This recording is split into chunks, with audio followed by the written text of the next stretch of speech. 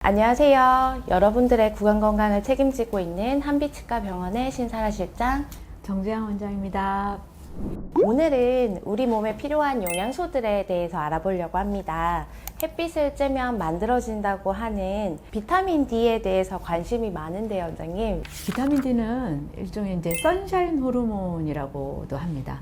한 영양소 중에 하나라고 해서 비타민이라고 이름을 하지만 실제로 우리 몸에서는 다양한 기관에서 다양한 역할을 하기 때문에 마치 호르몬처럼 작용한다고 해서 선샤인 호르몬이라고도 하죠. 이렇게 중요한 이런 기능을 하는 영양소인데 안타깝게도 현대인들은 이렇게 햇볕을 통해서 체내로 흡수가 되는 비타민 D를 생활 습관의 변화로 인해서 부족하게 되는 게 현실입니다.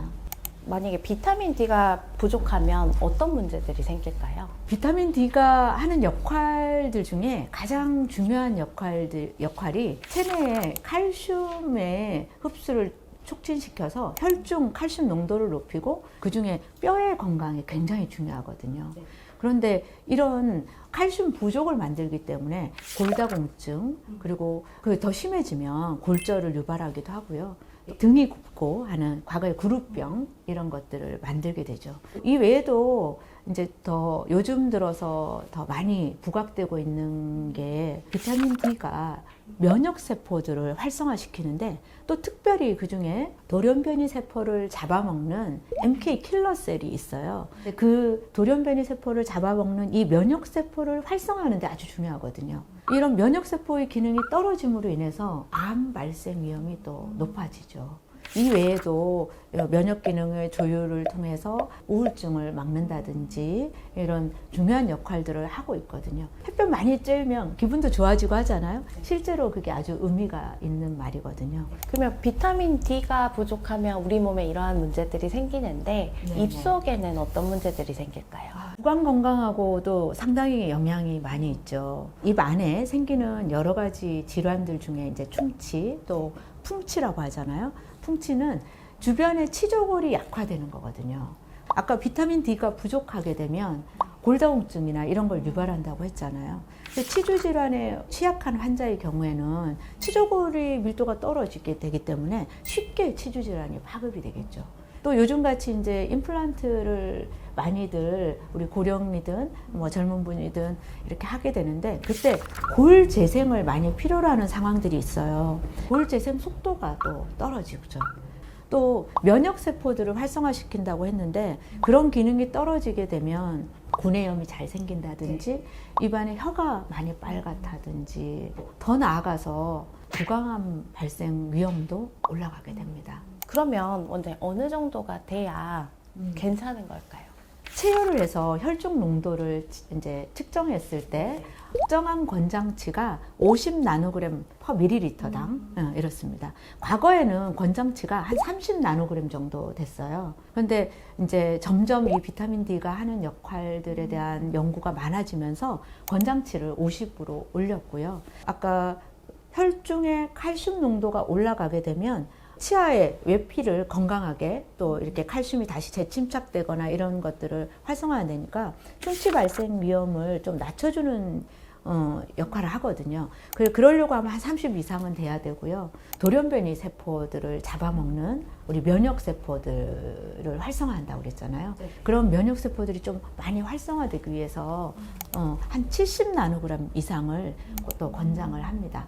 일반적인 분들은 한 50 나노그램 정도가 권장치라고 보시면 됩니다.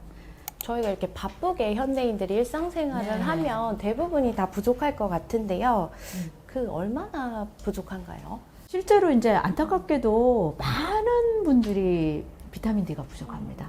근데 이제 평균 데이터로 한 절반 정도의 사람들이 비타민 D가 부족하다고 하는데요. 점점 퍼센트가 올라가고 있는 것이 사실 현실입니다. 우리 생활 습관이 실내 생활이 주로 되고 자외선 차단제가 너무 많이 쓰이고 있기 때문에 실제 그렇고요. 저 같은 경우에는 진료실에서 만나는 환자분들, 특히나 이제 문제가 있어서 오시는 분들이잖아요. 대부분 이제 충치가 잘 생긴다든지 또 잇몸 질환이 빨리 진행한다든지 그리고 대부분 또 이제 치조골 재생을 필요로 하는 그런 환자분들의 경우에는 대부분 20 이하로 심각한 부족 상태가 대부분입니다. 그래서 그런 경우에는 치료를 진행함과 동시에 이런 비타민 D의 혈중 농도를 높이는 것들을 같이 병행을 하고 있습니다.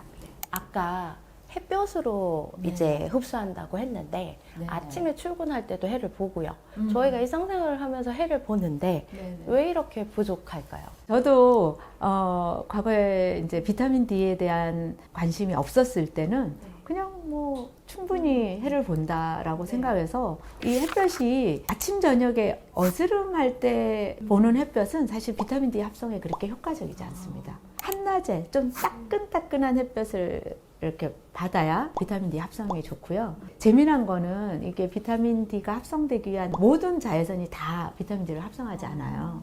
비타민 D를 합성하는 자외선은 자외선 중에 UVA가 있고 B가 있는데 이 UVB 계열이거든요. 그래서 이제 창을 통해서 간접적으로 햇볕을 쬐잖아요. 그런 경우에는 안타깝게도 그 UVB는 통과를 못 합니다. 운전을 오래 하시는 분들, 얼굴이 까만 분들이 실내 사무직 있는 분들하고 거의 유사한 혈중 농도를 가져요.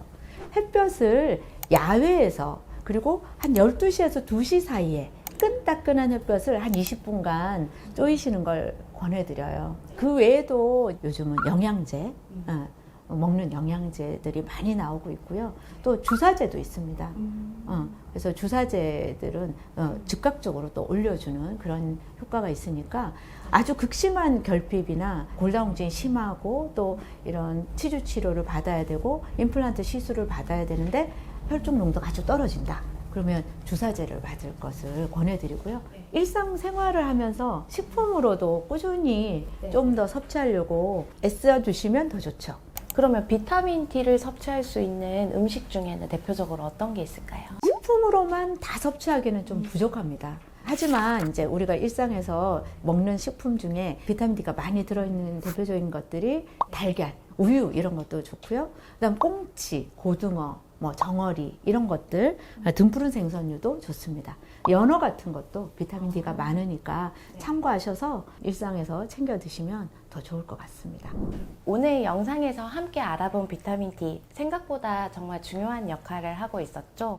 뼈 건강은 물론이고 면역력, 혈압, 암 예방, 심지어 잇몸 예방, 그 다음에 치아 건강까지 하고 있는데요. 햇볕을 자주 쬐지 못하는 분들이라면 영양제나 비타민 D 많이 들어있는 식품류를 꾸준히 섭취해 주시는 걸 추천드리겠습니다. 비타민 D에 대해 더 궁금하신 점이 있다면 댓글로 남겨주세요. 지금까지 한빛치과의 정재양 원장님, 신사실장이었습니다. 네, 감사합니다. 감사합니다.